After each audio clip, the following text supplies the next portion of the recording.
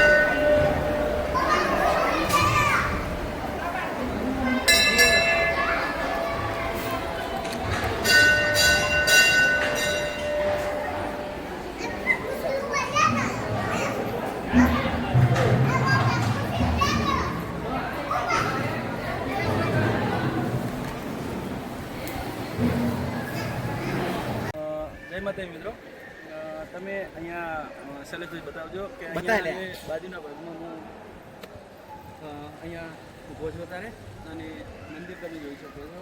આ કેટલું મોટું વિશાળ મંદિર છે, જે ગુજરાતમાં એક પર્યટક મંદિર તરીકે વપરાય છે બરાબર? અને આ બાજુ તમે રહેવાની ખાવા પીવાની તમામ વ્યવસ્થા અહીંયા ટ્રસ્ટ દ્વારા કરવામાં આવી છે. યસ. અને તમે ગમે ત્યારે રાતના 2 વાગે આવશો ને તો બી અહીંયા ખોડિયાર ટ્રસ્ટ અને મંદિરનું ટ્રસ્ટ ચાલુ છે એ ત્યારે સેવા પૂરી કરી રહી છે. તમને અત્યારે બતાવું, બ્લોકમાં બન્યા રહેજો. ચાલો તમને ભોજનશાળા બતાવું. આવો. બ્લોગર સાહેબ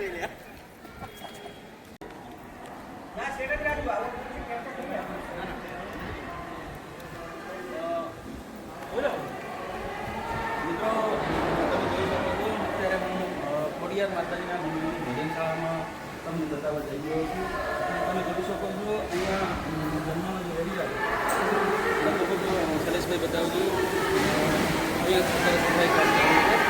તો લગભગ અહીંયા વધારે તો 600 થી 700 મારા ખ્યાલથી એટલા માણસો બેસી અને એક જ સાથે જમી શકે છે એવી વ્યવસ્થા અહીંયા એમના ટ્રસ્ટ દિવસ દરમિયાન ગમે ત્યારે જે મહામહિમો હોય છે ત્યાં એમને પબ્લિક આવતી હોય છે ત્યારે અહીંયા 30 રૂપિયા રાખેલા હોય છે જે જમવા માટે.